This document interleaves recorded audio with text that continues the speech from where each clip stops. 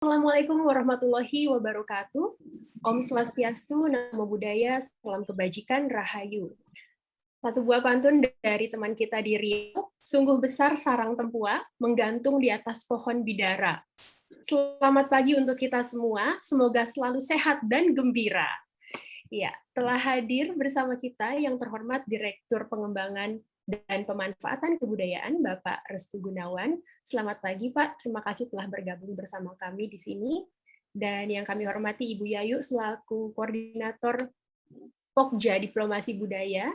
Ada Ibu Yusma juga selaku Pejabat Pembuat Komitmen di Direktorat PPK. Dan tentunya yang kami hormati partner kita pada hari ini ada Mas Yesaya selaku Brand Manager Wedang dan Lokalate dari Nutrifood Indonesia, dan narasumber yang kita banggakan dan kita nantikan pada hari ini ada Mas Filipus Adimas, seorang kreator konten.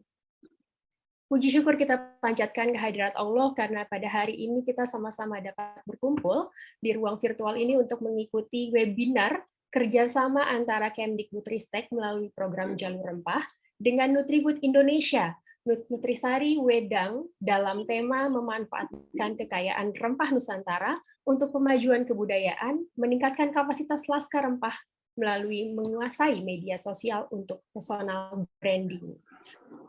Bapak Ibu, yang kami hormati dan kami banggakan, mengawali acara pada pagi ini, marilah kita bersama-sama menyanyikan lagu kebangsaan Indonesia Raya 3 stansa.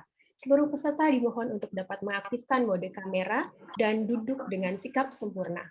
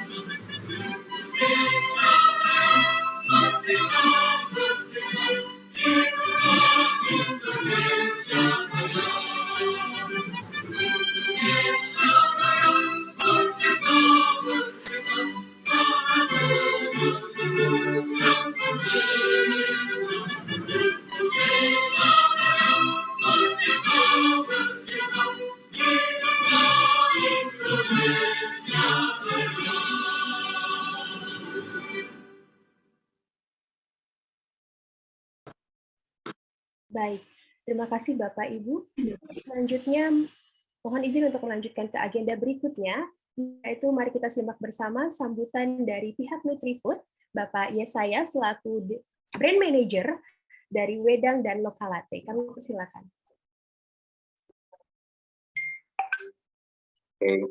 Selamat pagi sebelumnya kepada Bapak Restu Gunawan, selaku Direktur Pengembangan dan Pemanfaatan Kebudayaan Kemdikbudristek RI. Ibu Yayu Sri Budi Rahayu, selaku Koordinator Pokja Jalur Rempah. Ibu Yusmawati, selaku Pejabat Pembuat Komitmen atau PPK. Bapak, Ibu hadirin sekalian, beserta teman-teman Laskar Rempah dari berbagai provinsi di Indonesia yang tentu saja saya banggakan. Mewakili Nutrifood dan Brand Wedang, saya ingin mengucapkan terima kasih banyak sekaligus mengungkapkan rasa bangga kami karena berkolaborasi dengan Jalur Rempah dari Kemdikbudristek RI. Nutrifood telah aktif bekerja sama sebagai mitra Kemdikbudristek RI, termasuk pada program Kampus Merdeka dan juga Kedai Reka pada tahun ini. Ketika mendengarkan tentang program Jalur Rempah, kami merasa program ini sangat sejalan dengan brand kami Wedang dalam melestarikan sekaligus mempromosikan kekayaan kebudayaan dan cita rasa rempah khas Indonesia. Wedang lahir tahun 2013 dan merupakan brand Nutrifood yang terinspirasi dari ragamnya kuliner Indonesia di berbagai daerah, khususnya minuman tradisional. Mengangkat tagline sehangat tradisi Indonesia, kami ingin menularkan semangat cinta budaya Indonesia melalui berbagai produk dan inisiatif kami kepada khalayak yang lebih muda, tidak hanya di Indonesia, tapi juga bahkan di panggung dunia.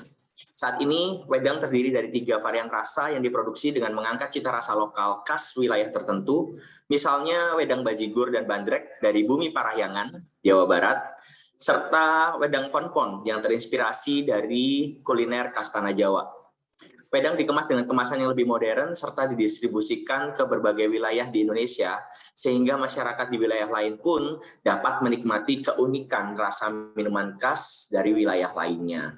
Tidak hanya itu, sejak 2013, Wedang juga merupakan salah satu mitra co-branding Kementerian Pariwisata dan Ekonomi Kreatif RI yang selama bertahun-tahun telah setia mempromosikan kekayaan budaya Indonesia serta mencantumkan logo Wonderful Indonesia di kemasan produk kami. Selain Wedang, kami juga memiliki brand Lokalate, minuman kopi kekinian yang juga terinspirasi dari berbagai kuliner khas Indonesia.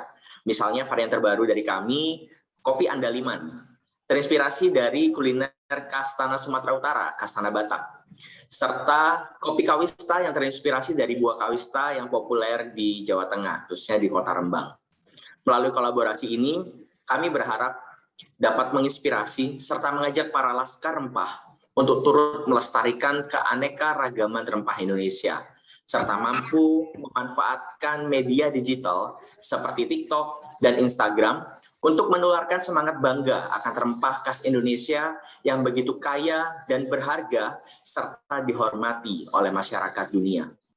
Karena kalau bukan dari kita yang mulai menghargai kekayaan budaya kita, siapa lagi? Akhir kata, terima kasih sekali lagi atas kepercayaan dari Jalur Rempah untuk berkolaborasi dengan kami. Terima kasih juga kepada pemateri hari ini yang sangat keren, Mas Filipus, yang akan membagikan pengalamannya menghasilkan konten-konten yang kreatif dan juga dekat dengan anak muda. Semoga sesi hari ini bermanfaat bagi seluruh laskar rempah yang berpartisipasi. Selamat belajar dan selamat berkreasi. Ya, luar biasa, terima kasih Mas Yesaya atas apa yang telah disampaikan.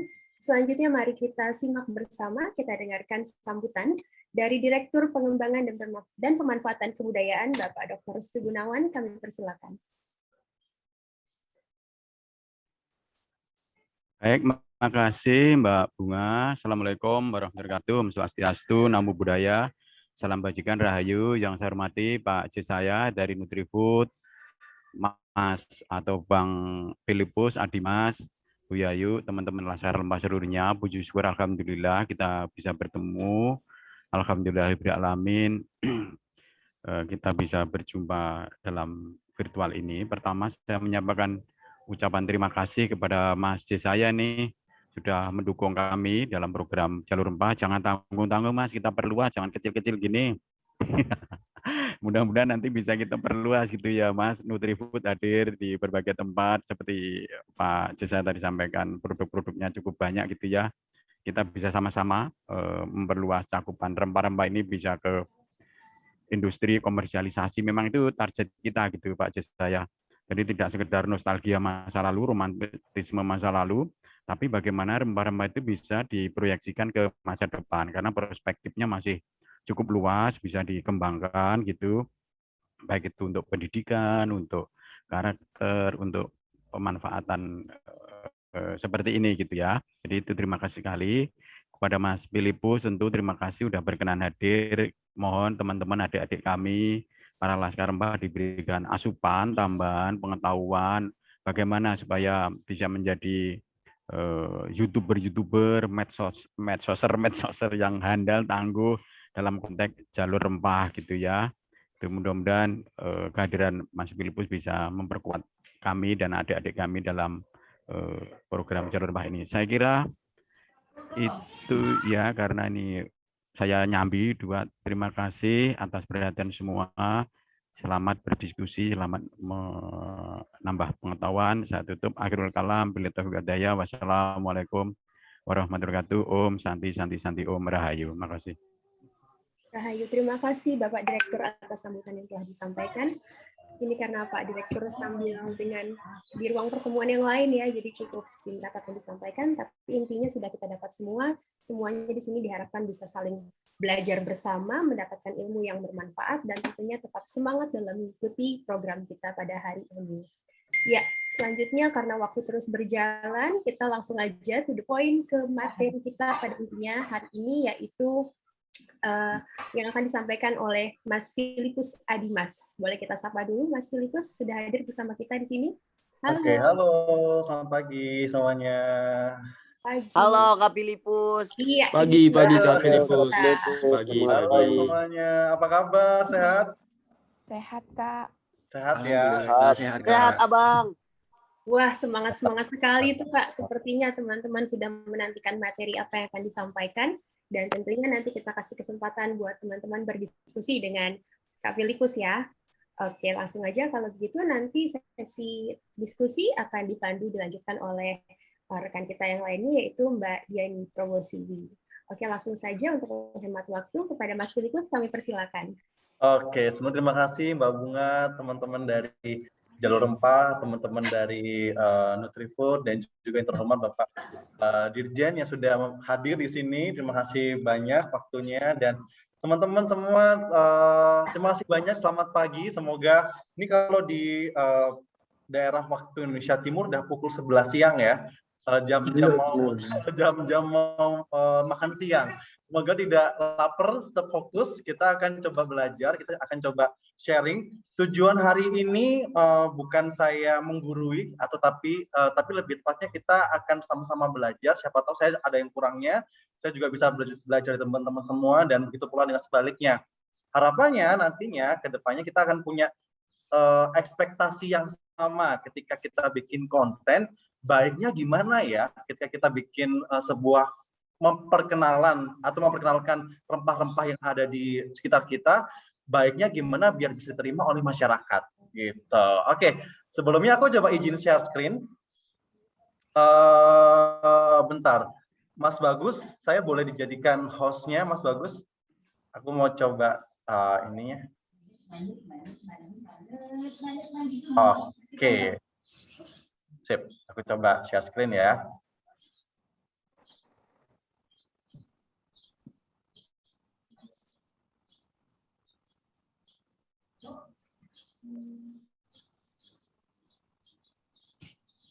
Oke, nah akhirnya saya bisa melihat wajah teman-teman semua. Tadi di testing soalnya ketika saya sharing tidak bisa melihat wajah teman-teman, jadi saya merasa kehilangan. Aduh, asik.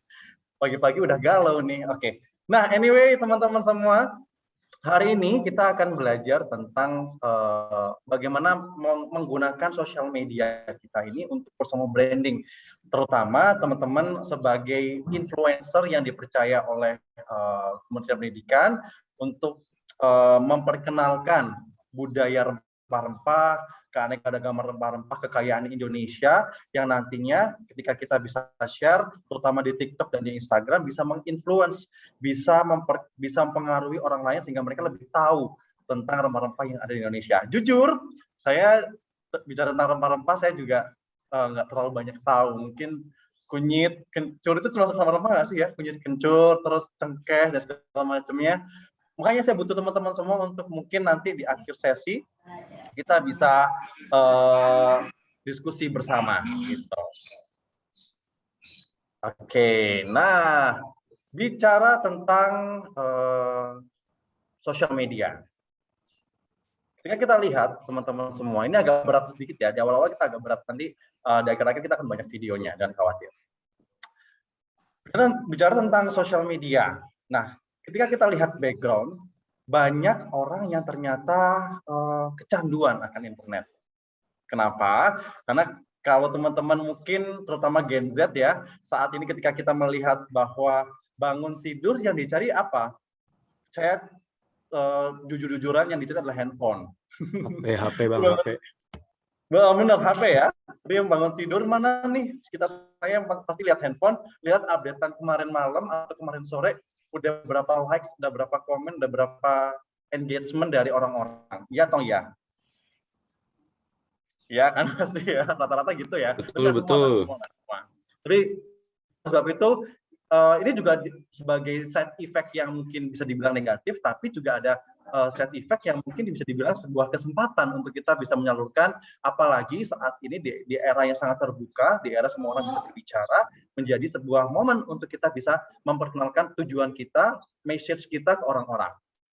Gitu. Nah, apalagi ketika kita melihat di Indonesia sendiri, teman-teman semua, dari semua pengguna internet ternyata 62% dari populasi yang ada di Indonesia itu pengguna aktif sosial media. Wow, angkanya fantastis ya. Jadi bahkan orang tua, kita nggak heran nih, orang tua pasti mainnya udah Facebook, kalau udah meranjak ke Instagram gitu, udah meranjak ke TikTok juga gitu. Dan oh sebentar, ada blok hitam ya. Oke, ini aku singkirin dulu. Nah, tentang lagi-lagi tentang lebih meranjak ke TikTok, semuanya ada, bahkan nggak heran banyak orang-orang yang justru mempunyai 2 account. Ayo, siapa yang punya satunya fake account, satunya account beneran gitu? Saya. Saya Kak. Pasti banyak ya untuk yang lain. Ada nggak? Coba ada yang punya fake account ya? Ada. Siapa? Ada ya, banyak ya. Saya pun juga ada teman-teman ini, biasanya untuk masa lalu saya nih biasanya gitu. Enggak ya, canda ya. Oke, kalau kita lanjut lagi. Nah, bicara tentang usia penyebaran penggunaan internet di Indonesia, ternyata memang seperti yang kita lihat, generasi Z atau generasi usia produktif ini sangat mendominasi, karena kita lahir pun sudah ada gadget. Generasi Z kan lahir di mana kita udah terpapar dengan gadget.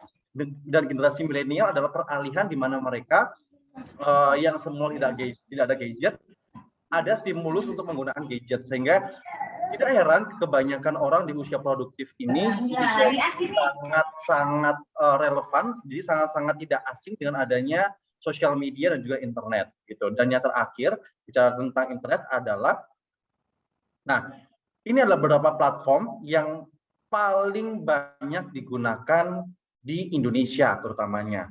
Ya, memang masih banyak menduduki di YouTube, karena YouTube friendly speaking dia bisa menghasilkan berbagai macam revenue, terutama ketika kita aktif, kita punya banyak subscriber, kita punya banyak revenue yang bisa bahkan kayak Atta Halilintar, kalau aku boleh baca, itu sebagai YouTuber terkaya di Indonesia.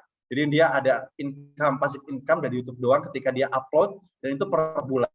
Makanya orang-orang pun juga berlomba menuju ke sana. Tapi tidak menutup kemungkinan masih ada Instagram, Facebook, Twitter, dan sekarang juga lagi meranjak yang namanya TikTok gitu. Meskipun segmennya masih anak muda dan orang-orang tua masih belum terlalu ke sana, tapi diprediksikan ke depan itu justru menjadi sebuah platform yang sangat luar biasa, bahkan bisa mengalahkan Instagram. Prediksinya seperti itu. Tapi we'll see ya, kita akan lihat ke depan. Oke, kemudian kita akan lanjut lagi. Nah, bicara tentang sosial media, kenapa sih konten menarik itu penting anyway? Ya, ada yang bisa jawab nggak? Ya coba tanya deh teman-teman semua di sini.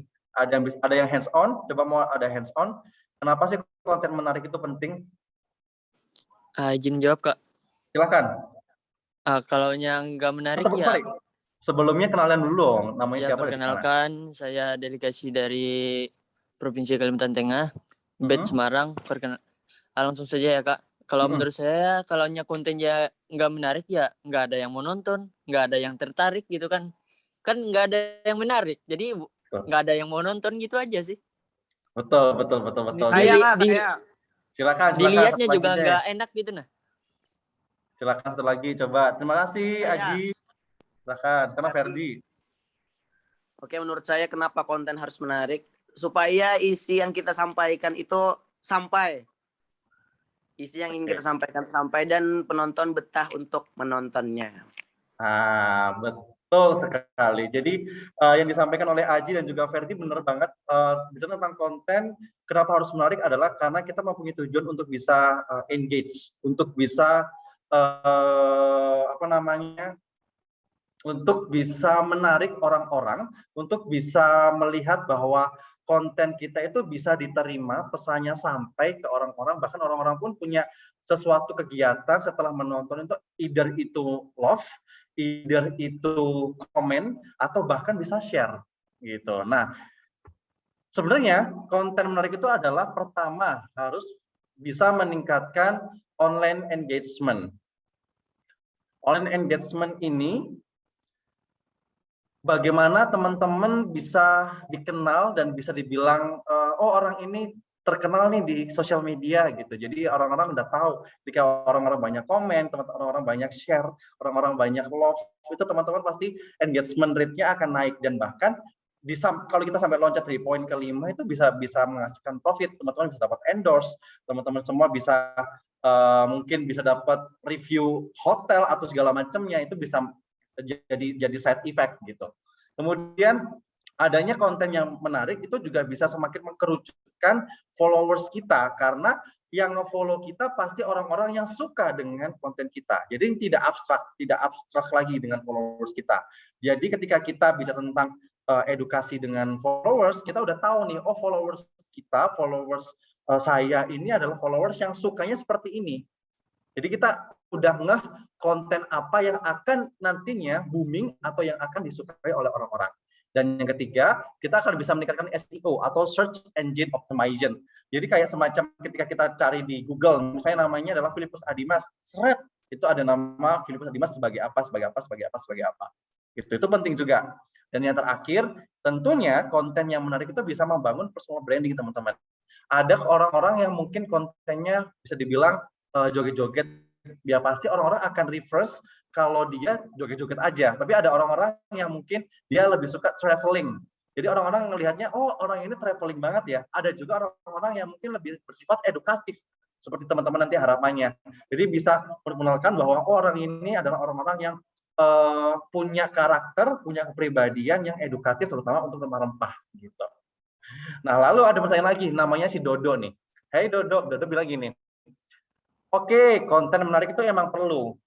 Lalu, gimana sih cara bikin konten yang menarik? Oke, kita coba telaah ya. Nah, ini jawabannya.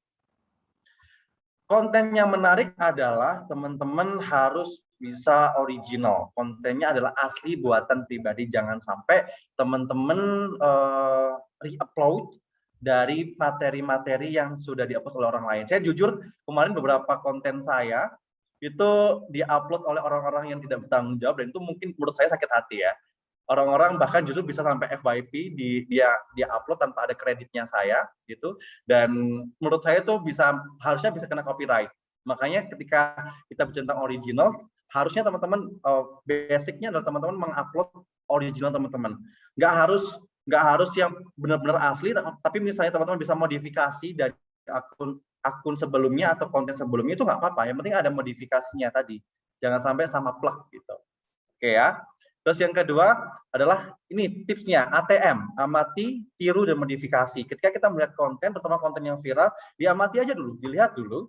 kemudian kita tiru, misalnya kita tiru gerakannya, tiru dance cover-nya, atau tiru edukasinya, kemudian kita modifikasi. Modifikasinya misalnya kita, yang dia pertama nggak pakai kostum, kita pakai kostum yang lebih menarik misalnya, dan lain sebagainya. Dan yang terakhir, dan yang ketiga, itu define yourself, uniqueness yang kalian tawarkan. Misalnya, oke Kak, aku ternyata suara aku bagus nih. Uniqueness-nya aku di sana. Jadi misalnya teman-teman bikin voice over, bikin orang-orang tuh yang dengar, waduh, ini suaranya telephone-able nih, kalau aku boleh curhat dikit ya. Ini suaranya radio-able nih, ini suaranya enak banget. Nah, itu teman-teman bisa manfaatkan. Gitu. Yang keempat, kasih tujuan yang jelas. Dalam artian adalah apa? Teman-teman niatnya untuk bikin konten itu apa? Edukasi kah? Mau bikin entertain kah? Mau bikin kolaborasi kah? Mau bikin promosi kah? Atau mau bikin personal branding? Itu tujuan yang jelas, apalagi bicara tentang TikTok ya. Teman-teman, TikTok itu punya algoritma yang nanti aku bahas di belakang, di mana dia akan mendefine 5 video FYP pertama teman-teman yang konsisten, yang berurutan dengan tema yang sama. Nah, ketika temanya sama, misalnya semuanya tentang edukasi, maka TikTok tidak akan segan untuk terus memberikan yang namanya FYP ke teman-teman semua. Tapi nanti aku akan bahas di belakang lebih lengkapnya, gitu. Dan yang terakhir adalah konsisten, apalagi di dunia pertiktokan atau di dunia peninstagraman. Kalau aku pribadi di Instagram, at least aku upload di Instagram maksimal 1 minggu sekali. Jadi orang tetap aware, gitu. Bukan berarti kalian alay untuk upload segala macam di Instagram, bukan. Tapi itu adalah untuk menjaga engagement rate atau ketertarikan atau keterikatan dengan followersnya teman-teman semua, gitu. Apalagi di TikTok. Kalau TikTok bahkan aku sampai dengar harus wajib yang namanya upload sehari sekali, gitu. Nah, harapannya udah kebayang ya teman-teman semua ya untuk gimana cara bikin konten yang baik, tapi kita akan coba lebih detail lagi. Teman-teman bisa perhatikan ini, nanti kita akan bahas bareng-bareng. Bentar, ini kayaknya aku atur ke sana. Oke. Mas Filipus, sorry, itu masih ada blok-blok hitam ya, agak mengganggu screen sepertinya. Sorry? Iya? Iya, ada beberapa blok hitam agak mengganggu screen sepertinya, Mas, teman-teman peserta. Oke, coba aku stop share dulu ya. Iya. Blok hitam itu sebenarnya, boleh deh hostnya di siapa? Di Bagus ya. Oke, aku coba ganti host. Bentar ya teman-teman ya.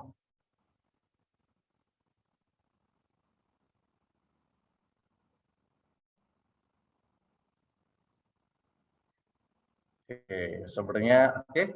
Aku share lagi. Bagus, boleh minta tolong jadi info host, udah bisa share. Oke.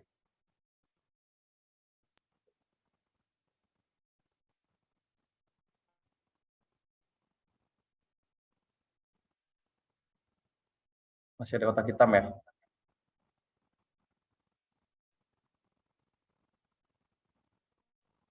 Masih ada sih sebenarnya. Coba aku nanti ini deh aku coba minimize dikit ya biar nggak terlalu mengganggu.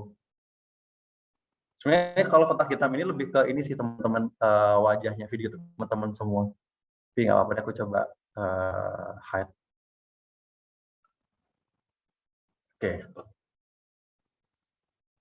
Oke, kita lanjut. Teman-teman bisa perhatikan video yang satu ini ya.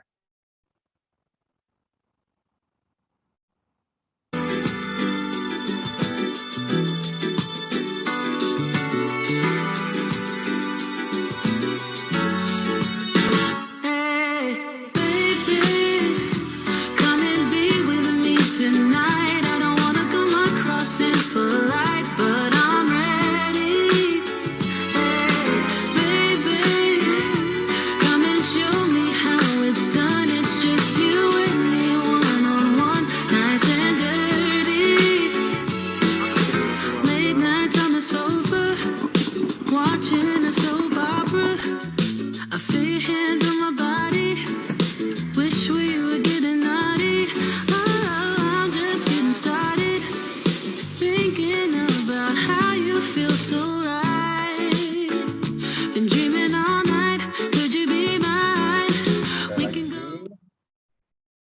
Just like the day that I met you, the day I thought forever. Said that you love me, but that'll last forever. It's cold outside, like when you walked out my life. Why you walk out my life? And once more.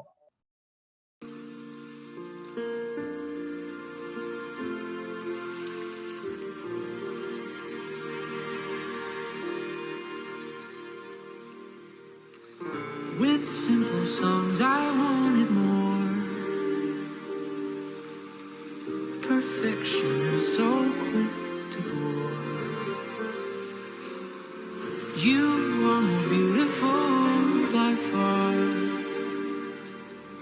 Our flaws are who we really are.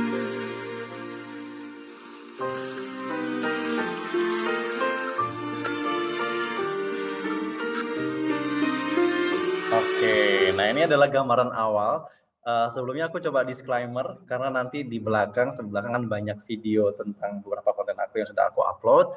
Jadi mohon maaf sebelumnya, ini bukan berarti gimana-gimana, tapi at least teman-teman punya ekspektasi yang sama dengan saya ketika nanti setelah dari sini. Oke. Nah, dari video tadi, menurut saya itu adalah konten yang mungkin cukup representatif banget terhadap apa yang akan saya tunjukkan. Mulai dari kondisi alamnya, kemudian saya explore tentang helikopter tadi, dan juga berbagai pantai yang mungkin saya bisa mengambil dari berbagai sudut pandang teman-teman semua. Nah, kita akan bahas satu persatu dengan caranya, tapi pastikan teman-teman sudah cuci muka, siapkan kopi, yang mungkin kalau ngantuk-ngantuk, kita akan menyimak bagaimana konten-konten pada hari ini. Oke, well, first thing first yang akan kita lakukan adalah ketika kita akan membuat konten, yang paling penting adalah durasi.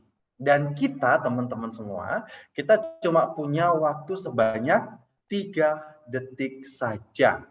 Untuk apa? Untuk menarik perhatian audiens sehingga dia mau menonton sampai habis, sampai akhir. Lagi-lagi cuma punya 3 detik aja. Dikit ya, singkat ya. Nah, ini pun harusnya teman-teman bisa semacam kayak kasih teaser, kasih bocoran apa yang akan ada di konten teman-teman semua. Atau sesuatu yang justru lebih menarik, yang orang-orang bikin penasaran, sehingga dia akan stay.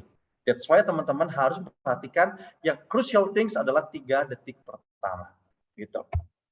Nah, kita akan memperhatikan lagi bagaimana kita menyusun konten kita, membuat konten sehingga bisa lebih menarik. Yang pertama adalah ideation. Ideation adalah gambaran cerita yang akan teman-teman bawa. Misalnya teman-teman akan membawa cerita tentang rempah-rempah yang ada di Maluku misalnya. Ada sesuatu yang ada di Maluku, entah itu apa, cengkeh atau segala macamnya, teman-teman bikin bagaimana cengkeh ini bisa menarik, tidak hanya es cengkeh, 1 butir cengkeh, tapi bisa ngelihat bahwa cengkeh ini bisa diapain aja ya, cengkeh ini mau dibawa kemana aja, cengkeh ini bisa diolah apa aja ya. Ini ideation adalah hal yang paling basic, yang paling teman-teman perhatikan untuk membuat konten. Teman-teman, kalau saya pribadi jujur ya, saya akan menulis. Gitu, menulis, saya akan bikin konten tentang ini, nanti flow-nya akan seperti apa, ide ceritanya seperti apa, objeknya seperti apa. Yang kedua adalah tentang bagaimana kita mengambil videonya. Cara-cara mengambil video juga penting teman-teman. Ini adalah untuk mempersingkat proses editing dan menambahkan nilai seni ketika kita menyajikan video ke orang lain. Kita akan bahas nanti detailnya satu-satu. Dan yang terakhir adalah tentang bagaimana kita bisa mengedit video-video yang kita take sehingga ketika disajikan, orang-orang punya mood yang berbeda, kita punya pesan kita akan sampai ke mereka, sehingga orang-orang pun juga akan ngeh dengan apa yang teman-teman sampaikan melalui video teman-teman semua. Oke, kita bahas pertama tentang ideation, atau gambaran cerita yang direncanakan teman-teman semua. Nah, teman-teman semua, ini ada 3 tahap nih yang perlu diperhatikan belajar tentang ideation. Yang pertama adalah alur cerita. Bagaimana teman-teman menggambarkan visualisasi yang akan ditampilkan. Gitu. Kalau saya biasanya tentang gini, ada prinsip 5W+1H, where, di mana teman-teman akan ambilnya, when, kapan, siang atau pagi sore, how, bagaimana teman-teman bisa melakukan take videonya, maksudnya jalur ceritanya seperti apa, what, apa yang akan teman-teman jadikan objek atau center of interest-nya, Terus who dengan siapa teman-teman, misalnya ambil konten atau dengan siapa teman-teman yang akan jadi objek atau jadi subjek dalam video tersebut. Gitu. Ya, jadi teman-teman harus melihat dan perhatikan itu. Yang kedua adalah subjek. Itu tentang project atau tentang sesuatu yang jadi center of interest. Bisa tokoh, bisa benda atau lainnya yang akan teman-teman fokuskan, yang akan teman-teman benar-benar jual dalam konten tersebut gitu. Dan yang terakhir adalah external factor. Itu tentang lighting, wardrobe, background, tripod, peralatan yang lainnya. Jujur saya kemana-mana akan bawa lighting itu teman-teman semua. Kenapa? Karena tidak semua kondisi cahaya itu bagus gitu. Jadi ketika at least saya punya yang kecil, kalau teman-teman pengen tahu, kelihatan nggak sih? Saya punya yang kecil. Jadi bisa dibawa kemana-mana. Jadi ketika kita bicara tentang bikin konten, itu malah lebih enak karena cahayanya nggak akan terganggu teman-teman semua. Gitu. Oke, kita lanjut ya. Yang kedua adalah tentang seni mengambil video. Nah, seni mengambil video ini tentang bagaimana kita bisa mempunyai teknik yang benar dari beragam sudut pandang, teman-teman. Nah, teman-teman bisa perhatikan ya. Ini.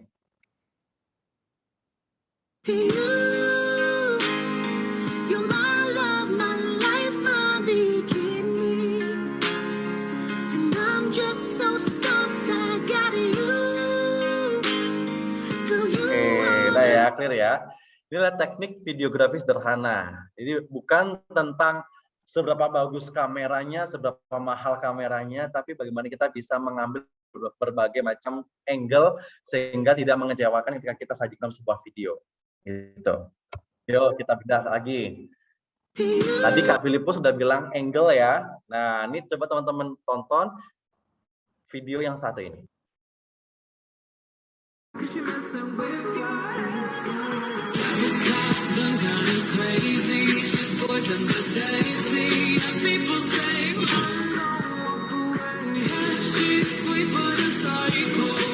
Nah, ini saya mau coba kasih pertanyaan deh. Aku coba show video panel, teman-teman semua. Ayo, dari video yang tadi, kira-kira ada berapa angle? Kalau teman-teman bisa nebak. Mau diulangin mungkin? Aku ulangin ya, coba aku geser dulu, sorry. Biar kelihatan. Ulangin ya.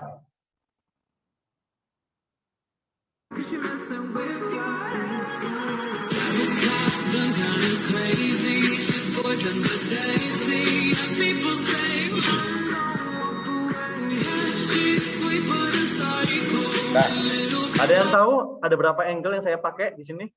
10. Coba hands up. 7 atau 8, Kak? 10. 10, 8. 8, Kak, 8. Hanya 4 angle. Hanya 4 angle. Oke. Coba kita. Sampai 10. Oke. Terima kasih jawabannya. Coba saya akan kasih tahu saya pakai berapa angle. Yes. Ini dia. Ini doang, guys. Untuk sendalnya sendiri, aku pakai 3. Untuk proses jalannya, saya pakai 3 juga. Cuma 6. Ya, ini untuk satu video yang istilahnya durasinya mungkin cuma 15 detik deh tadi. Gitu. Jadi, teman-teman pun juga bisa melakukan hal yang sama. Coba detailin, kalau saya punya tips, jadi per masing-masing stock shoot itu kurang lebih ada 3 detik untuk teman-teman bisa input. Gitu. Jadi ketika ditarik di edit itu bisa macam-macam. Dan ketika kita punya banyak angle, kita bisa kaya untuk memperlihatkan orang-orang stay di video kita. Gitu. Coba kita lebih bahas lagi tentang angle ya.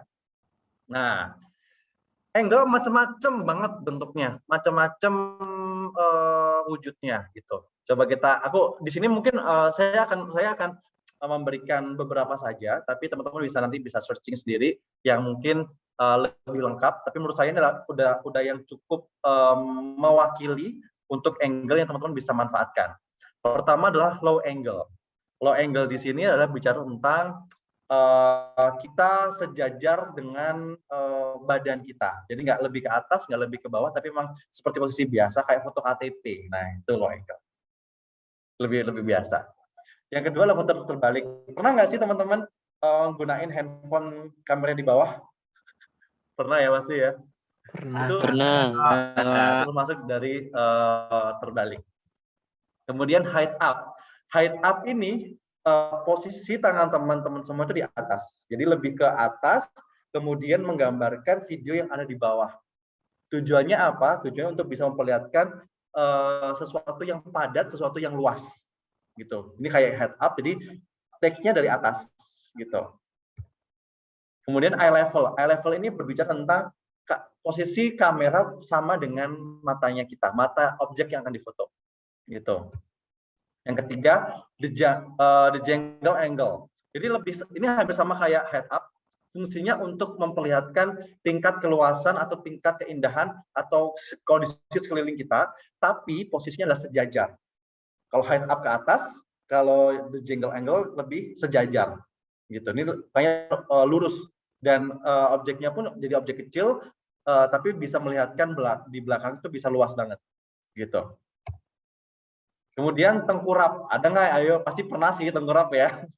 Ini bisa ambil foto kayak dapat dari bawah kayak ke atas gitu. Ini hampir sama kayak ini, kayak front eye level hasilnya gitu. Jadi front eye level kalau aku itu lebih menempelkan handphone ke bawah dan itu diangkat dikit atasnya sehingga dia akan condong lebih tinggi gitu.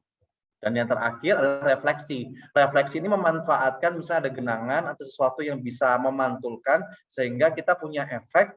Angle-nya adalah punya dua benda yang kayak mirror gitu, kayak bercermin gitu. Ini tentang angle. Itu teman-teman bisa manfaatkan nih ketika bicara tentang nanti dikasih tugas dari jalur rempah untuk bikin konten, teman-teman bisa manfaatkan angle ini untuk bisa memperkaya video teman-teman semua.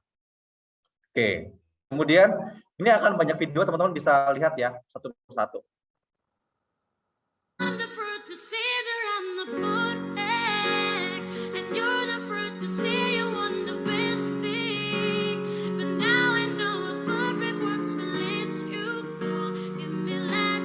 Nah, itu ada tipikal standar. Standar itu tidak ada macam-macam text shoot-nya. Jadi videonya akan lebih ke diam, videonya akan lebih tanpa ada movement, lebih ke biasa aja gitu. Beda lagi dengan ini tinggal follow.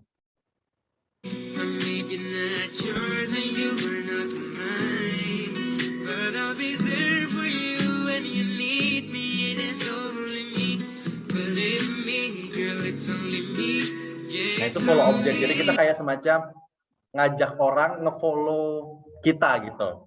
Kemudian yang ketiga,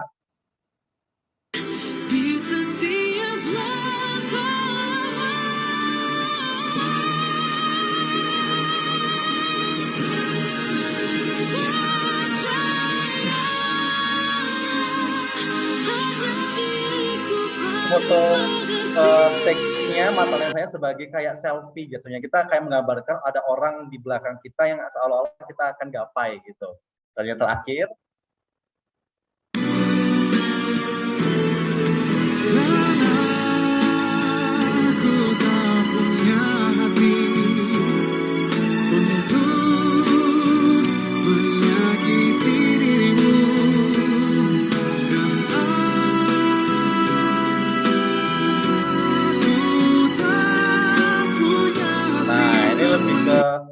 videonya berputar sehingga memang fokus objeknya yang kita gambarkan itu clear banget adalah orang itu atau nanti mungkin rempah-rempah.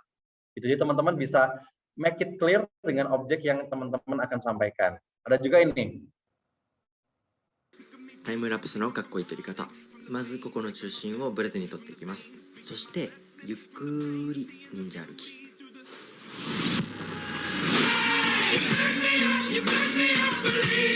Nah, ini ninja walk, jadi menggambarkan kita kayak objeknya kita jalan tapi objeknya tetap bergerak, tetap diem gitu teman-teman semua. Terus tadi teman-teman bisa pakai time lapse dan teman-teman bisa langsung jalan gitu. Nanti bisa langsung dicepetin speednya. Itu keren juga ketika teman-teman mungkin yang lagi ada di kapal pinisi atau punya objek kota yang mungkin pengen di-expose atau mungkin sesuatu yang bisa digambarkan sebagai icon, bisa pakai teknik yang ini. Kalau yang ini mungkin udah cukup familiar ya, slow motion. Ya, slow motion. Kemudian ada sway, mengayun. Some people want it all, but I don't want nothing at all. If it ain't you, baby, if I ain't got you. Jadi lebih kita memainkan kamera kita kayak maju, mundur, ke belakang, putar. Jadi emang benar-benar kita ekspresif lah dengan kamera tadi. Dan yang terakhir ini adalah zoom in atau zoom out. Jadi kita lebih mendekatkan ke objek, kita seolah-olah akan zoom in dan zoom out dengan objek tersebut. Gitu. Nah, tadi sudah bicara tentang angle dan juga teknik mengambil video. Hal yang penting juga adalah kita bisa menyesuaikan namanya framing. Framing ini teman-teman penting banget. Kenapa? Karena biar komposisi di kamera kita pun juga benar komposisinya seperti apa gitu. Ini contoh di kamera handphone ya, ada sebuah gedung. Biasanya saya akan menggunakan 1/3 dari layar tersebut untuk main objek saya. Nih kalau saya sih gini, biasanya adalah gunakan tipsnya adalah menggunakan grid. Kalau misalnya ada di iPhone atau di handphone yang lain menggunakan grid, kemudian posisikan objeknya di tengah. Dan ini teman-teman bisa lihat, ini saya ada di 1/3 kamera saya.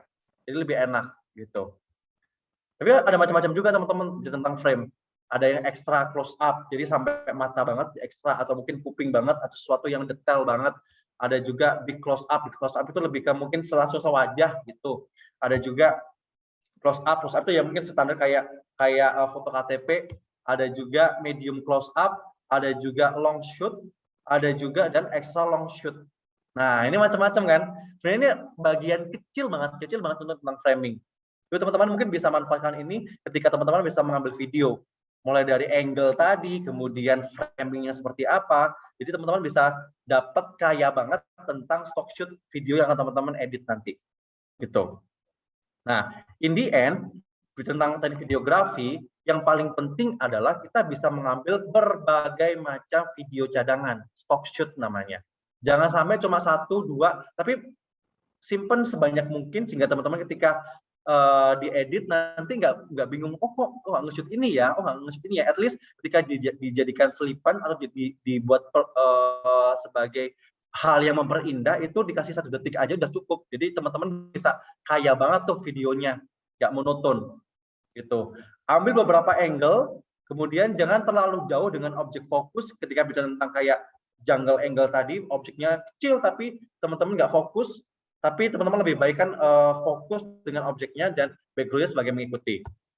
Yang keempat, sesuaikan framingnya seperti apa, mau dibuat extra close up, mau dibuat big close up, medium close up, long shoot, segala macam, disesuaikan dengan kebutuhan teman-teman. Dan yang terakhir, ambil beberapa video pemanis. Maksudnya video pemanis adalah bisa tentang liburan di Pinisi. Teman-teman nge-shoot lumba-lumba, teman-teman nge-shoot matahari, teman-teman nge-shoot awan, teman-teman nge-shoot kapal, jadi berbagai macam yang bisa memperindah video teman-teman. Padahal fokusnya adalah tentang liburannya, tapi bukan tentang awannya. Tapi ada sesuatu shoot yang bisa memperindah video tersebut nantinya. Gitu. Nah, teknik video sudah, kita akan lanjut lagi tentang bagaimana kita bisa mengedit video yang sudah kita ambil tadi. Nah, ini yang paling penting teman-teman, bisa tentang video yang akan diupload. 3 paling penting, yaitulah hook, middle, dan juga closing. Hook yang seperti yang saya bilang tadi bahwa 3 detik pertama yang meng-capture audience, yang membawa audiens untuk bisa stay di video teman-teman semua.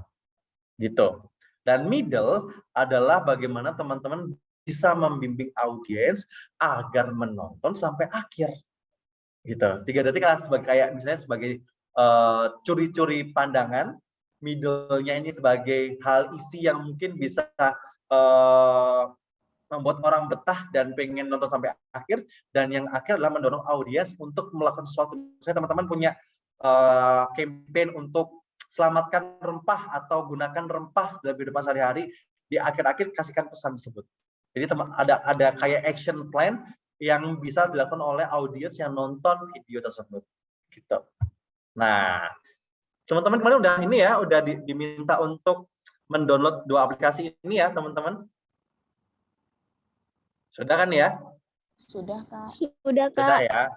Ada yang belum pernah pakai InShot atau CapCut? Sudah pakai, Kak. Sudah semua? Oh, oke, mantap nih. Jadi lebih enak. Sebelum kita menjelajah di aplikasi ini, pesan kakak yang paling satu ini, yang paling penting nih. Simplicity is key. Jangan sampai teman-teman editnya berlebihan, malah mengganggu pesan yang akan disampaikan. Fokusnya malah ke editnya, bukan ke pesan yang disampaikan. Gitu. 2 aplikasi ini, baik InShot atau CapCut, saya tidak jualan ya, tapi saya menggunakan ini karena yang paling user friendly. 2 aplikasi ini yang paling enak dan punya fitur yang sama, teman-teman. Nah, oke. Aku akan merujuk langsung aja ke satu aplikasi, ke CapCut, gitu. Kenapa harus CapCut? Karena dia user friendly, kemudian dia mempunyai advance yang kualitas yang tinggi, berbagai macam fitur, efek, filter, green screen, dan terakhir adalah dia bebas watermark. Jadi teman-teman nggak perlu khawatir untuk watermarknya, gitu. Nah, anyway, bicara tentang konten di TikTok dan di Instagram, teman-teman sekarang boleh buka handphonenya, TikToknya, boleh dilihat. Coba saya pengen lihat di layar ketika teman-teman lihat FYP, di layar sebelah paling kanan itu ada tombol apa aja ya? Coba ada yang mau jawab nggak?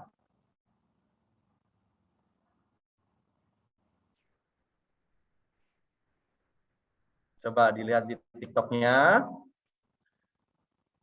Udah, terus di layar sebelah kanan, paling kanan handphone, itu ada tombol apa aja?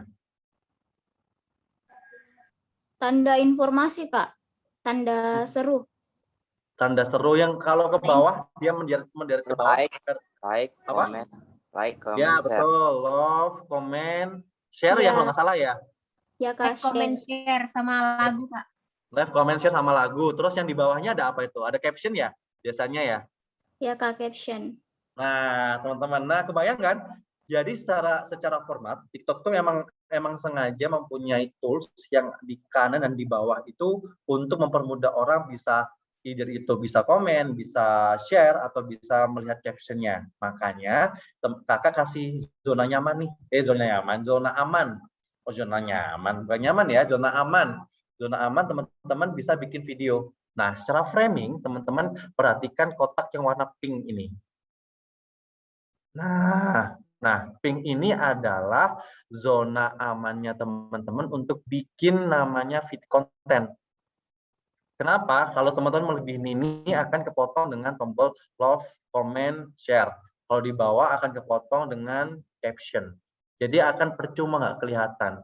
Makanya teman-teman ini harus fokus ke kotak pink ini untuk bikin konten.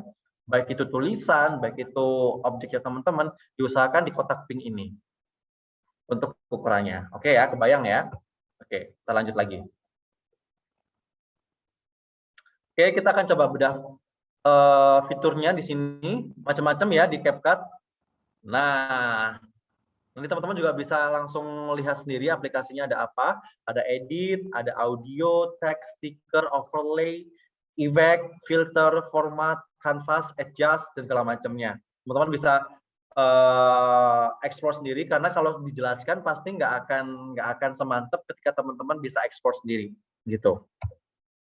Kemudian yang paling penting tentang bikin sebuah editing adalah teman-teman bisa mengedit audio. Kenapa audio dulu?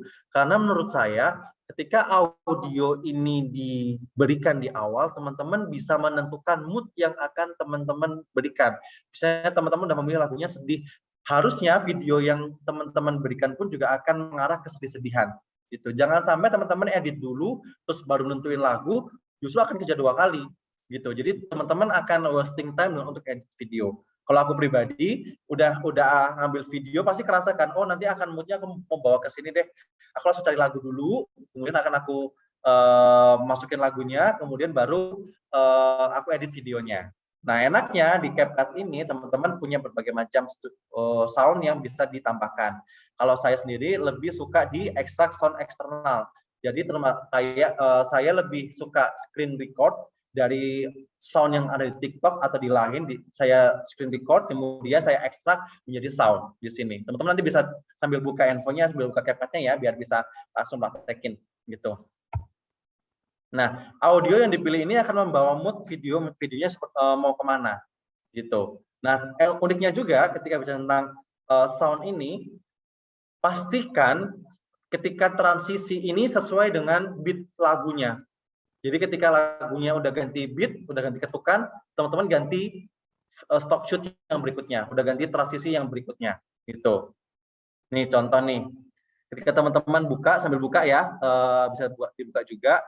Ketika teman-teman klik sound, kemudian udah ditambahkan soundnya, teman-teman bisa klik match out, match cut ini akan menentukan beat yang teman-teman nantinya akan di mana harus berubah layar atau berubah video, berubah transisi. Saya ada ditandain tanda kuning ini, teman-teman ketika kalau lihat ya, tanda kuning ini adalah beat ketika saya harus berubah video berikutnya. Itu. Jadi jangan semuanya jadi satu video yang monoton, tapi usahakan banyak video yang ditambahkan. Itu. Kemudian yang kedua bisa tentang speed. Speed ini juga bisa mempengaruhi moodnya teman-teman. Ini contoh ya. This is the moment, tonight is the night. We'll fight till it's over, so we put our hands up like the ceiling can't hold us. Like the ceiling can't hold us. Can we go back? This is the moment, tonight Nah, is the night. itu video yang ada speednya aku naik turunin. Ini tanpa edit. This is the moment, tonight is the night. We'll fight till it's over, so we put our hands up like the ceiling can't hold us. Like the ceiling can't hold us. Can we go back? This is the moment, tonight Nah, is the night. dia itu selain makin panjang, moodnya juga nggak jelas. Secara pesan pun juga akhirnya orang bosen karena tidak ada dinamika naik turunnya. Nah, yang paling penting adalah kita mempermainkan perasaan itu dalam artinya kayak ditarik, dikasih slow, kemudian dikasih cepet juga, dikasih slow lagi, dikasih cepet, sehingga orang-orang pun akan betah nonton video kita. Nih, kalau teman-teman bisa lihat, ketika teman-teman klik tombol speed-nya, teman-teman sambil buka ya, ini speed itu ada yang reguler, ada yang curve. Kalau yang curve, kakak lebih suka yang curve, kenapa? Karena kakak bisa mengatur objek apa yang perlu di slow-mo, momen apa yang perlu dicepetin. Gitu. Ini contoh hasil kurva dari video tadi, beberapa video tadi yang akan naik turunin. Gitu. Nah, teman-teman semua makanya harus bisa ya untuk bikin speednya ini untuk mempengaruhi mood yang akan teman-teman bawakan juga ke video, ke orang-orang juga. Gitu. Yang ketiga adalah transisi.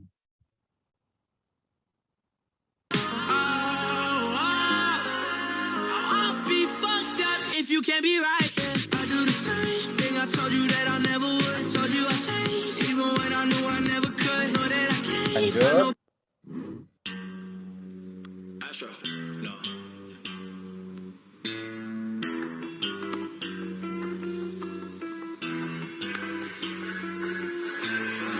What you know about rolling down in the deep? When your brain goes numb, you can call that mental freeze. When these people talk too much, put that shit in slow motion. Yeah, I feel like an astronaut in the ocean.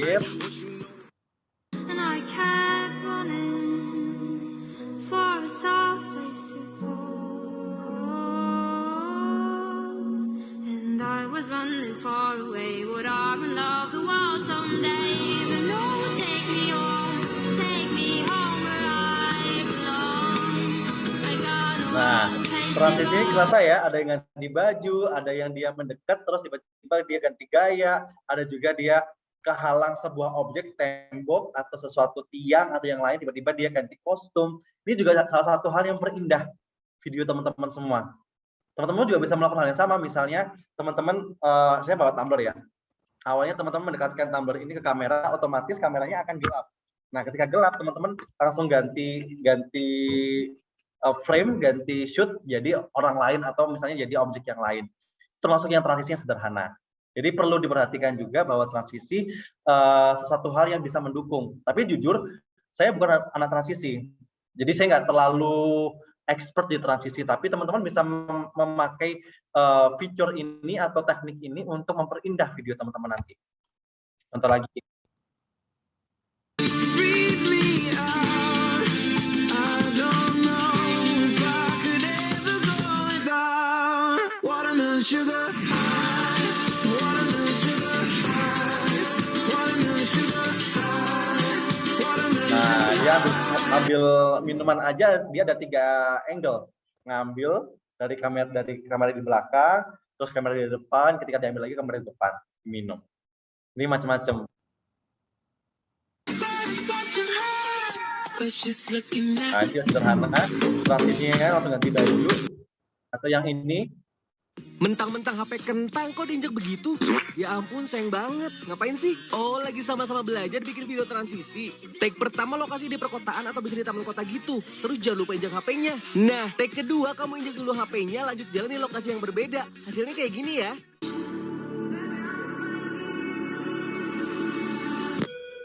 But you never be alone. I'll be with you from dusk till dawn. I'll be with you from dusk till dawn. nah, atau bahkan yang expert seperti ini. To make me exit. Oh, stranger. Still don't know my name.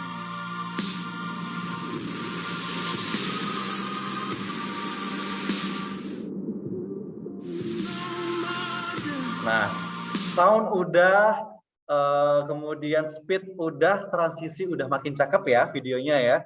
Jadi teman-teman bisa kebayangkan ketika bicara tentang, baru 3 loh ya ini, sound, speed, dan juga transisi ini udah sangat indah untuk bisa disajikan ke orang lain. Apalagi ditambahkan poin yang ini.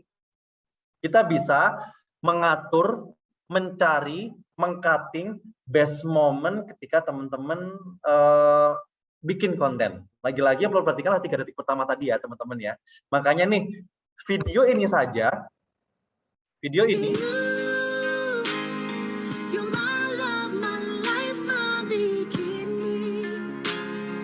And I'm just so stumped I got you. Girl, you are nah video ini aja saya punya 6 stock shoot teman-teman. Padahal cuma berapa detik tadi tuh.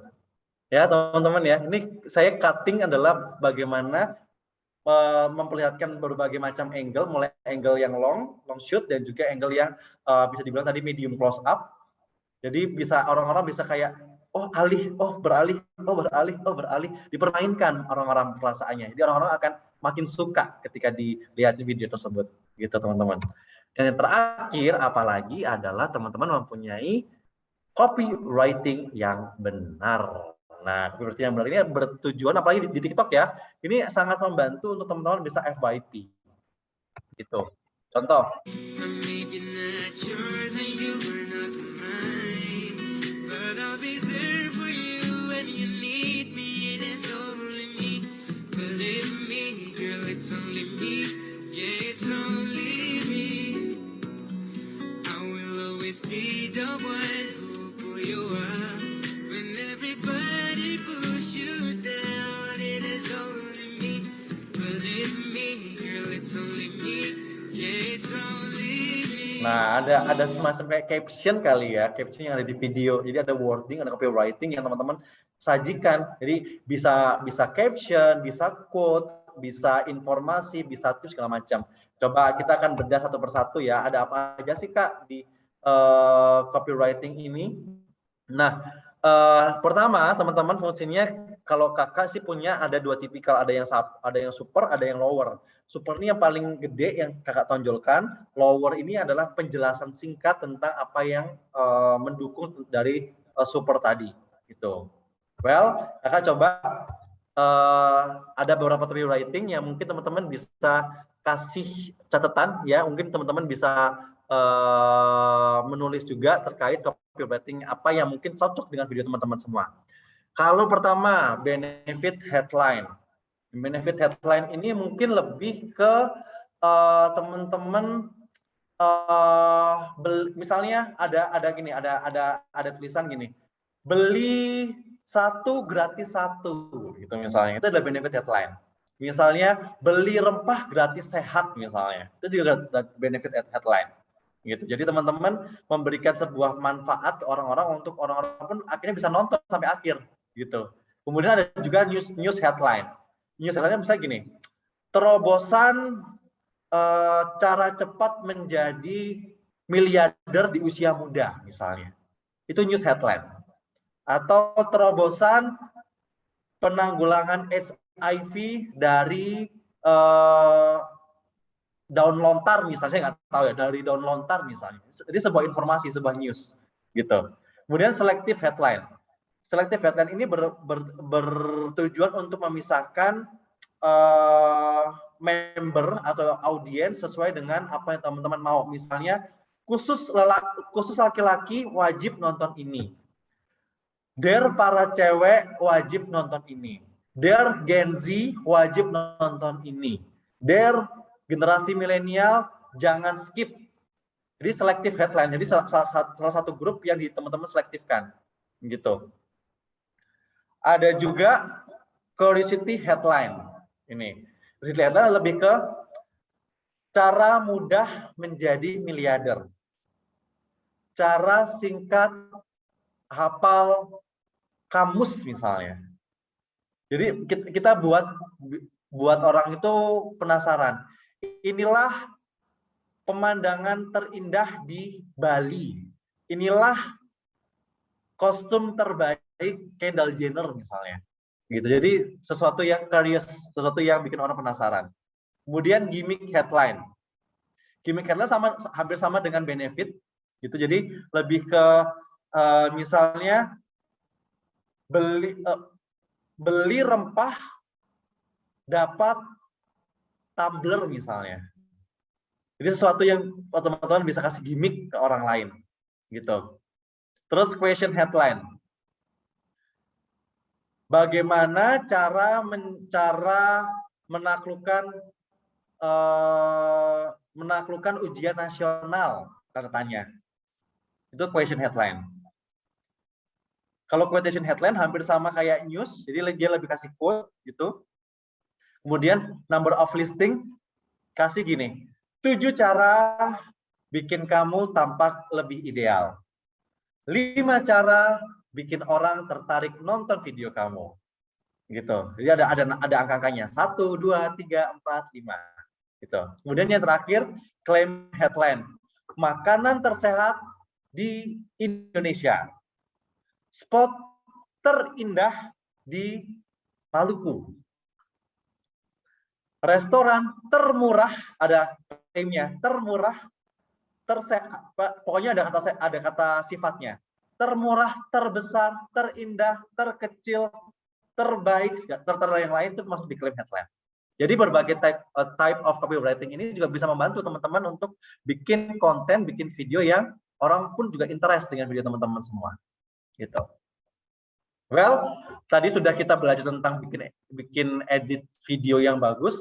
Lalu pasti jadi pertanyaan, Kak, kalau di TikTok ini susah banget FYP, susah banget Kak. Tenang. Jangan sedih, jangan khawatir. Kakak juga lagi up and down kok di TikTok. Tapi at least teman-teman punya strategi ini sehingga at least yang nonton pun nggak cuma puluhan, tapi bisa at least ratusan, ribuan, atau bahkan bisa sampai jutaan. Gitu. Paling penting adalah teman-teman punya strategi dan triknya sehingga teman-teman bisa mengupload konten yang nanti teman-teman akan upload di TikTok atau di Instagram, orang-orang pun suka. Gitu. Yang pertama adalah nih teman-teman semua boleh diperhatikan. Algoritma TikTok itu lagi baru nih, apalagi tahun 2021. Gitu. Jadi secara pattern, TikTok itu akan mendistribusikan konten teman-teman ke small batch atau sampling dulu selama 2 jam pertama. That's why selama 2 jam pertama pasti yang view juga nggak terlalu banyak. Pasti. Belum, saya ada tapi jarang banget yang langsung gede. Kenapa? Karena TikTok ini akan ngedistribusikan kalau teman-teman punya satu populasi 100 orang, dia akan distribusikan ke 5 orang dulu selama 2 jam pertama. Nah, ketika dia punya engagement interaction yang bagus, ada yang komen, ada yang like, ada yang share, TikTok akan masuk ke namanya medium batch, teman-teman. Nah, medium batch ini didistribusikan ke audiens yang jauh lebih besar, tapi nggak sebesar FYP, masih belum FYP, tapi lebih besar, gitu, selama 8-12 jam. Kurun waktunya. Gitu. Nah, misalnya selama 8-12 jam ini, ternyata banyak yang suka, banyak yang nge-share, banyak yang ngeduetin, banyak yang segala macamnya. Teman-teman langsung didistribusikan namanya FYP selama 4 hari. 4 hari, teman-teman, FYP. Makanya nggak heran ya, banyak orang yang videonya 10.000 K, 20.000 K, 30.000 K, tapi belum sampai miliaran, sampai MM-an, atau sampai jutaan gitu. Nah, terus kenapa dari FYP ini ada yang punya ribuan views, ada yang sampai likes-nya banyak juga, komennya banyak juga. Ternyata teman-teman dari TikTok itu yang sudah FYP tadi dikurasi secara manual oleh staff TikTok. Kebetulan saya punya teman dari TikTok, dia juga bagian yang bikin verified dan juga bikin FYP sampai jutaan. Dia adalah setelah video teman-teman FYP dikurasi nih. Ini pantas nggak ya didistribusikan ke makin luas gitu. Dan ketika pantas, dia akan secara manual membooster konten teman-teman semua untuk bisa di-upload ke distribusi ke audiens yang jauh lebih luas gitu. Jadi paham ya secara skemanya ya, untuk small batch, medium batch, FYP, baru yang terakhir adalah tentang ribuan views-nya oleh staff TikTok-nya gitu. Nah, ini triknya nih biar bisa FYP nih. Nih, yang pertama adalah konsistensi tema. Fokus apa yang di-upload. Tadi kakak bilang ya, TikTok itu akan mengenali identitas teman-teman ketika ada 5 video FYP berurutan dengan tema yang sama. Gitu. Jadi misalnya teman-teman bisa tentang traveling, usahakan ketika 5 video ini juga FYP, dari tadi ya teknik editing segala macam udah diberikan, sudah FYP. Kemudian TikTok akan mengenali teman-teman dan tidak akan segan di berikutnya akan terus dibumingkan. Sama kayak Avan The Love, mungkin teman-teman tahu, Avan The Love, Sania Leonardo, dia konsisten dulu kontennya Avan The Love adalah sebagai orang nyinyers. Jadi dia jadi kayak apa namanya pelayan atau segala macamnya, terus murid, karyawan baru, tentang nyinyir sport temanya. Kalau Sania Leonardo dulu terkenalnya adalah tentang dia sebagai bunda anaknya di Hogwarts. Pernah lihat kali ya, dia kayak dia punya sekolah di Harry Potter segala macam, akhirnya dia di sana, dan kemudian ketika dia branding pun juga lebih mudah gitu, karena kita udah mengenali gitu. Kemudian yang kedua adalah mengikuti trending video dan hashtag. Jadi teman-teman ketika ada video yang lagi trending, coba di ATM, amati, tiru, modifikasi. Mulai dari misalnya dance cover, ya coba, kalau misalnya teman bisa nge-dance, coba dance. Kalau misalnya nggak bisa nge-dance, videonya diganti dengan yang lain gitu. Audio juga sama, musik yang lagi hits apa, coba dinaikin. Sekarang tuh yang lagi hits adalah Yamakudasi, itulah kalau teman-teman melihat di TikTok. Saya Ibu Dewi kalau nggak salah ya, itu dia lagi hits banget lagunya gitu. Dan jangan lupa pakai hashtag FYP, hashtag for your page, dan hashtag-hashtag yang relevan dengan video teman-teman. Kalau masak ya masak, kalau games ya games, kalau rempah ya rempah, dan lain sebagainya. Kemudian buat video yang berkualitas. Tadi teknik editing udah pakai aplikasi yang lain nggak apa-apa. Dan tapi ketika di-upload di TikTok, pastikan ada elemen TikTok teman-teman. Either itu misalnya filter itu kan banyak ya, dikasih filternya TikTok aja, dikasih juga misalnya fontnya TikTok, dikasih juga misalnya kayak judul atau apa namanya title boardnya TikTok. Itu sesuatu yang ada elemennya TikTok tidak akan segan untuk bikin itu FYP. Tapi misalnya tidak ada elemen TikTok, jangan harap meskipun video teman-teman bagus tidak bisa FYP. Jarang banget gitu. Kemudian yang keempat, durasinya pendek aja, jangan panjang-panjang. Ini kalau saya boleh ngamatin tuh di antara 13 sampai 17 detik itu cukup gitu. Dan yang terakhir adalah caption dan jadwal upload. Captionnya menarik, jadwal upload di prime time. Kalau prime time-nya TikTok itu di jam 10 sampai jam 1 siang, sama di atas jam 7 malam. Prime time-nya TikTok. Ya. Jadi kalau upload juga harus sama ya, di antara jam 10 sampai jam 1 siang, WIB ya ini ya, WIB. Jadi kalau misalnya teman-teman di Wita disesuaikan aja. Di Wita, di WIT disesuaikan aja. Jam 10 sampai jam 1 WIB, sama di atas jam 7 malam. Gitu.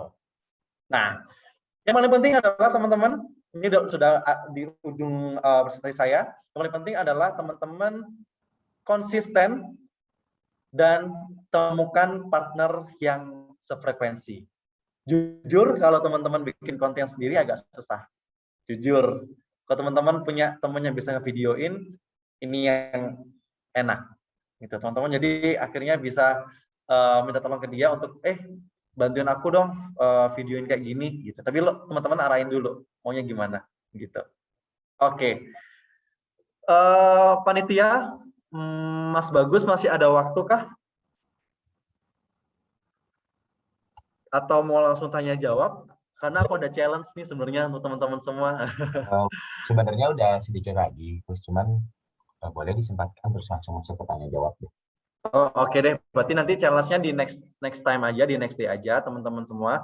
Challenge-nya gampang, yang untuk challenge ini kita skip dulu ya. Ini mungkin challenge untuk titipan dari tim Wedang dan juga Jalur Rempah, di mana teman-teman ketika setelah mendapat materi ini, opsional ya, lagi-lagi opsional, tidak harus ngikutin atau tidak diwajibkan, tapi teman-teman kita harapkan untuk bisa ikut. Yaitu adalah teman-teman membuat konten yang memperkenalkan dengan rempah di Indonesia. Opsionalnya juga bisa disambungkan dengan produk wedang dari Nutrifood. Gitu. Jadi teman-teman misalnya rempah yang ada di teman-teman sekitar teman-teman ada apa? Ada cengkeh, ada jahe, ada kayu manis atau apapun yang ada di sekitar teman-teman, dijadikan konten, dijadikan sesuatu yang menarik, entah teman-teman bawa ke gunung, entah teman-teman bawa ke sungai, entah teman-teman bawa ke pantai, bebas, kemudian di-upload di TikTok, di IG atau di IG Reels maksimal 24 September 2021, minggu depan, hari Jumat. Gitu. Nah, nanti kita akan memilih dari Nutrifood akan memilih 2 orang pemenang yang akan mendapatkan voucher Nutrimart untuk bisa belanja produknya Nutrifood senilai Rp100.000 gitu. Apalagi teman-teman, setahu saya sudah dapat voucher ini ya, voucher merchandise dari tim Wedang ya. Kalau nggak salah, itu bisa di-redeem sebagai mungkin sebagai bahan untuk bikin konten teman-teman untuk bisa dapat wedangnya, siapa tahu bisa disambungkan dengan wedangnya, tapi lagi-lagi ini opsional. Nah, teman-teman bisa menggunakan, kemarin titipannya Bu Yayu ada lagunya Jalur Rempah, boleh banget dijadikan sound, atau mungkin teman-teman juga bisa menggunakan lagu-lagu lain yang dianggap sebagai trending. Jadi bebas, kita lagi-lagi bebaskan. Dan catatannya lagi-lagi ini tidak diwajibkan, tapi akan sangat baik ketika teman-teman bisa mengaplikasikan dari apa yang saya sampaikan tadi terhadap video yang teman-teman upload. Siapa tahu nih tiba-tiba Mas Bagus tadi, Mas Yesaya atau yang lainnya ngelihat konten teman-teman yang di-mention ke kita, di-ads-kan. Jadi teman-teman punya viewers sampai jutaan M gitu. Sampai jutaan M, sampai ribuan gitu. Sampai 2M, sampai berapa M. Jadi kan teman-teman juga yang dapat untung, dapat paparan, dapat wah akhirnya aku bisa FYP gitu. Makanya teman-teman harus, let's say kalau bisa aku boleh bilang harus niat untuk bikin kontennya, terapkan informasinya. Nanti kalau misalnya ada yang bagus, ada yang menurut tim Nutrifood ini wah kece banget nih, kenapa nggak di-add-in, teman-teman juga yang untung. Nama teman-teman juga kalau teman-teman pengen viral bisa dapat banget tuh. Gitu. Tapi lagi-lagi ini tidak dipaksa ya. Yang jelas nanti akan disediakan hadiah pemenang untuk 2 orang dari Nutrifood, dari Wedang senilai 100.000 voucher dari Nutrimart. Gitu. Well, kita sampai di ujung kesimpulan sebelum kita tanya jawab. Yang paling penting teman-teman ketika bicara tentang bikin video adalah harus mengerti alur cerita. Tentukan jalan ceritanya seperti apa, subjeknya apa, siapa, faktor eksternal pendukungnya apa, lighting, kemudian cahaya, kapan syutingnya, segala macamnya. Kemudian harus memperhatikan teknik videografi sederhana, mengambil beragam sudut pandang sehingga video teman-teman juga kaya video teman-teman bisa banyak, video teman-teman bisa enak, dan video teman-teman bisa rapih gitu. Dan yang terakhir, teman-teman bisa menggunakan seni editing sederhana. Ingat, tujuan editing itu memperindah, bukan memperibet ya. Jadi ketika teman-teman bicara tentang editing, simplicity is key. Simplicity is key. Jangan sampai editingnya malah merusak pesan yang akan teman-teman bawakan.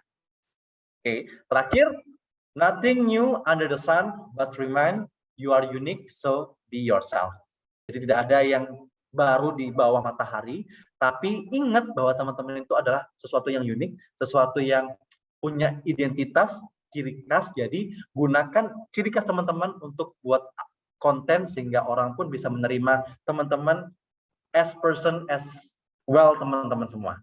Gitu. Jadi jangan sampai niru orang lain, jangan sampai menjadi orang lain karena teman-teman unik. Gitu. Oke, thank you. Terima kasih teman-teman perhatiannya. Kalau misalnya ada pertanyaan, monggo banget kita, kalau masih ada waktu kita bisa diskusi.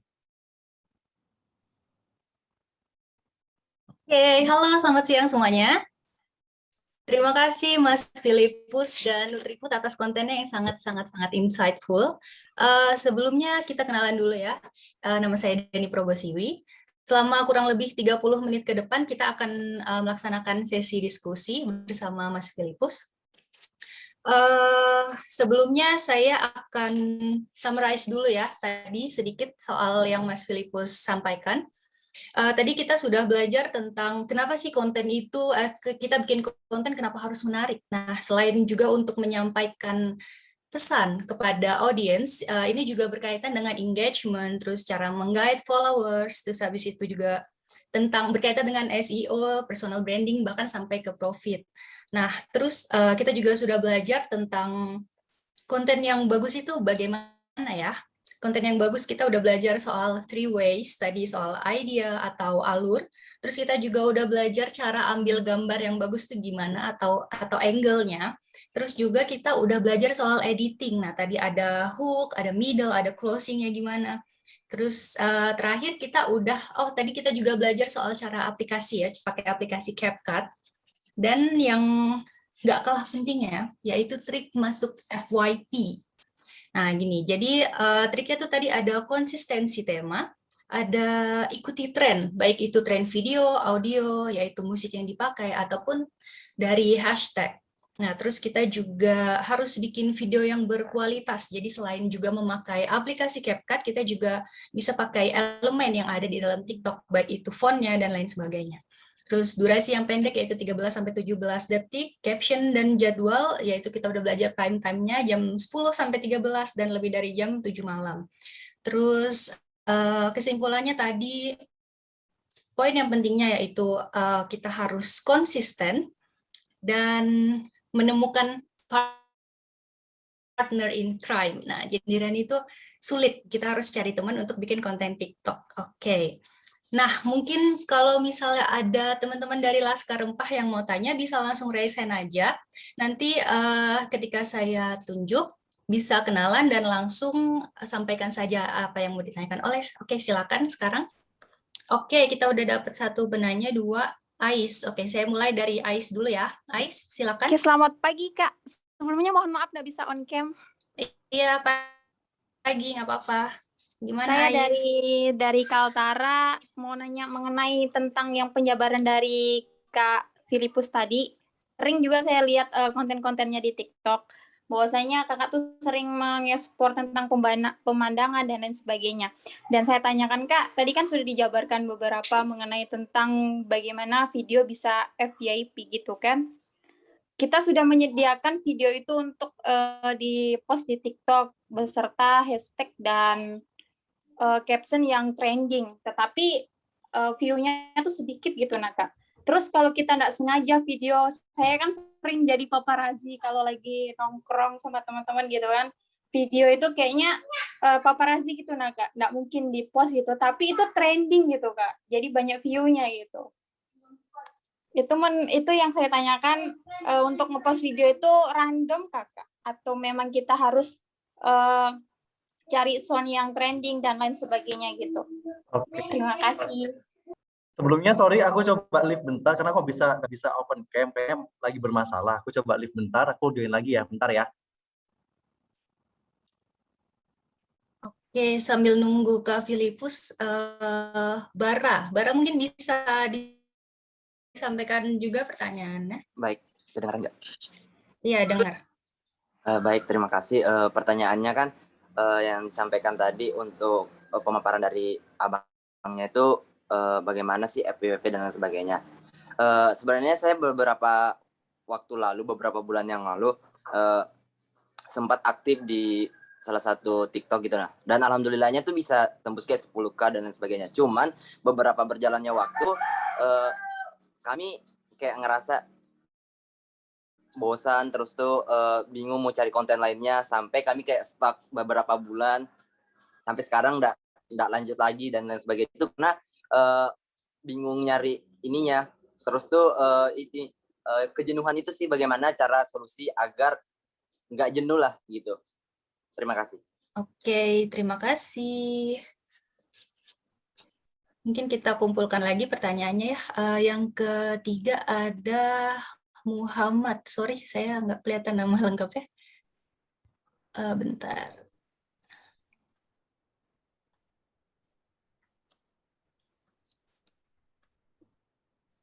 Muhammad Adib Al-Fatin, boleh? Baik, Kak. Terima kasih atas waktu yang telah diberikan. Perkenalkan, saya Muhammad Adib Al-Fatin, Laskar Rempah dari Jawa Tengah. Izin bertanya, masih bersambung dari apa yang disampaikan Mas Bara tadi. Nggih. Kayak kalau Mas Bara kan pertanyaannya mengenai kejenuhan. Nah, kalau saya bagaimana kita bisa continue untuk membuat suatu konten, karena ke depan kan kadang kita juga bingung arep ngopo meneh, mau ngapain lagi gitu. Nah, bagaimana kita bisa membuat konten itu berkelanjutan atau saling berkaitan. Gitu aja. Terima kasih, Kak. Mohon tipsnya. Oke, makasih Adib. Nah, Kak Filipus, tadi kita udah punya 3 penanya nih. Yang pertama dari Ais, yang kedua dari Bara. Yang Ais mungkin tadi Kakak udah dengar ya. Terus yang kedua itu pertanyaannya gimana sih? Dia udah sempat bikin TikTok nih, sempat sampai 10K dan tapi dia akhirnya bosan dan stuck gitu. Nah, solusinya tuh gimana ya Kak biar maintain mood-nya itu? Oke. Kita jawab satu-satu dulu ya. Untuk dari Ais, terima kasih Ais pertanyaannya.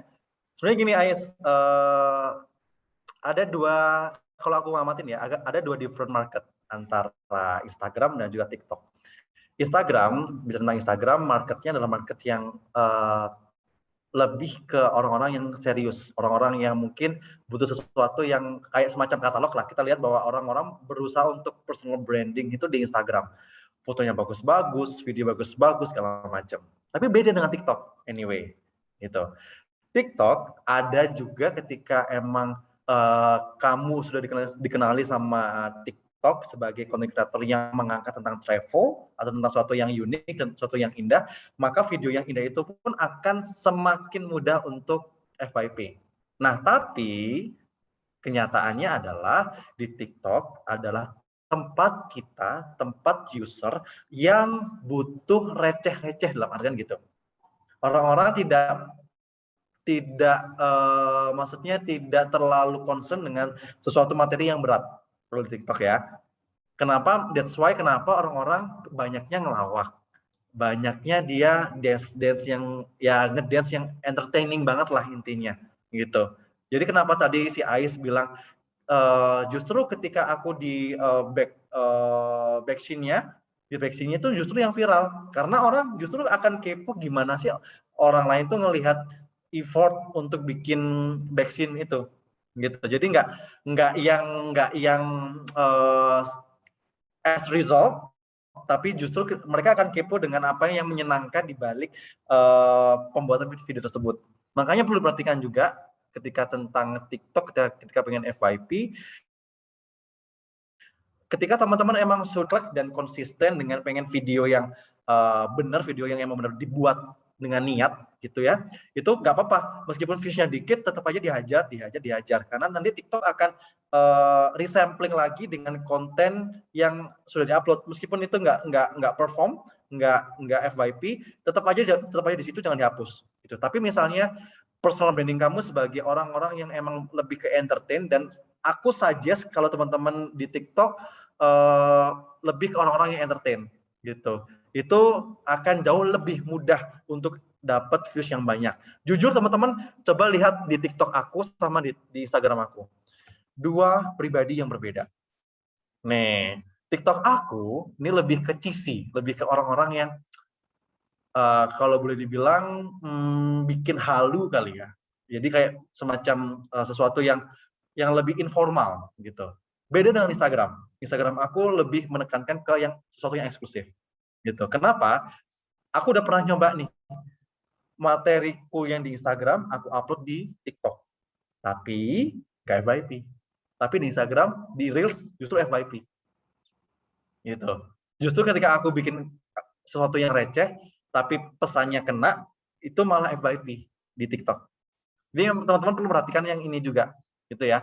Jadi nggak perlu, nggak bisa disamakan konten TikTok dan juga konten Instagram. Tapi ketika teman-teman emang suka bikin video yang bagus, go on, malah itu malah bagus. As long as konsisten, even itu tidak perform. Gitu. Jadi selama teman-teman konsisten, TikTok akan mengenali kok sama teman-teman konsisten. Jadi meskipun nggak punya banyak viewers, teman-teman konsisten itu nantinya akan bisa FYP. Tapi kalau untuk sekarang yang teman-teman butuh FYP cepat, menurut aku adalah video yang sederhana, video yang less editing, video yang entertaining, tapi pesannya sampai. Gitu.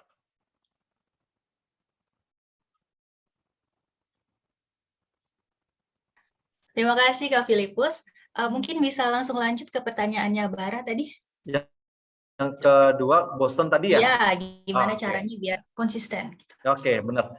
Sebenarnya Bara, aku juga hal yang sama kok Bara. Jadi dari konten aku pertama sampai konten sekarang tuh aku sampai, aduh bikin konten apa ya? Misalnya di bidang aku yang sekarang ini, kayaknya udah banyak pemain gitu.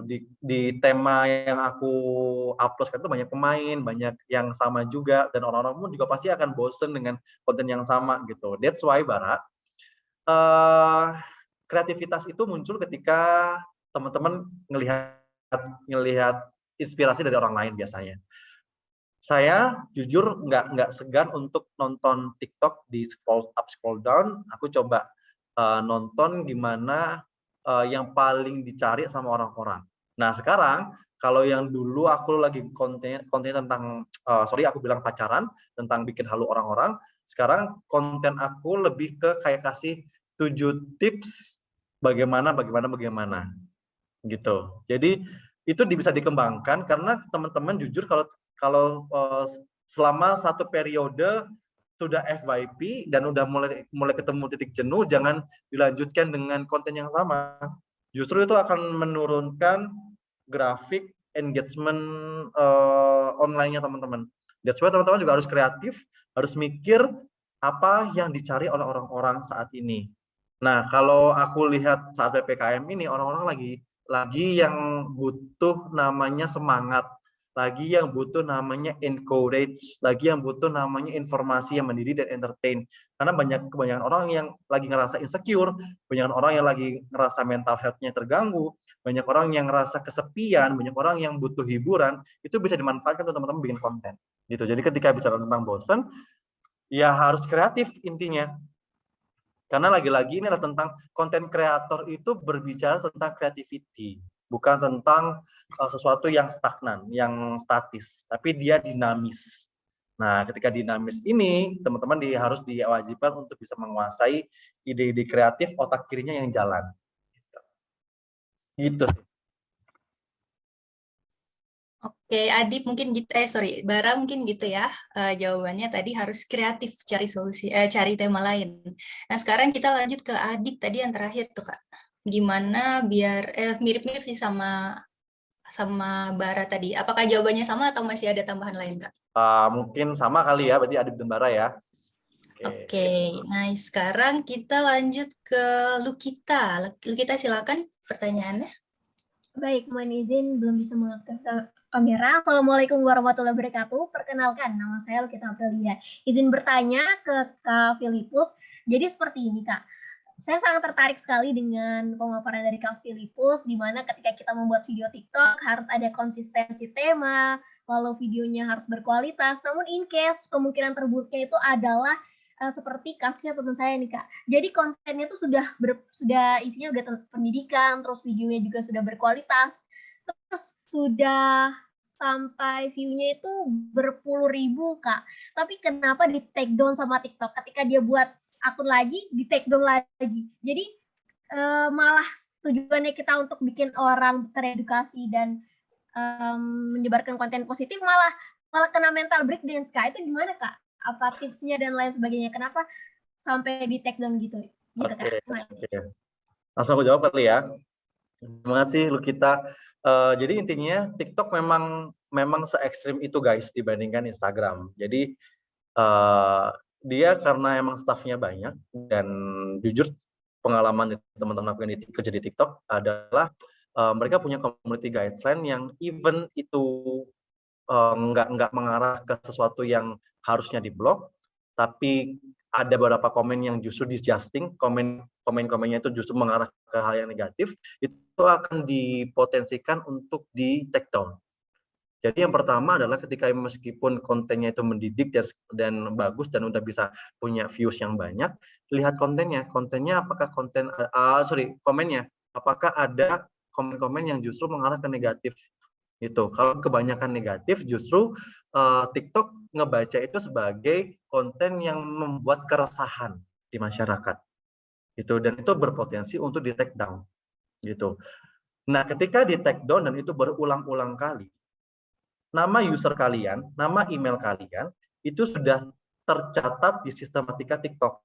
Ketika bikin TikTok baru, dengan username yang sama, dengan email yang sama, maka tidak menutup kemungkinan satu, akun yang baru susah FYP, dua, nggak bisa FYP bahkan bisa di take down.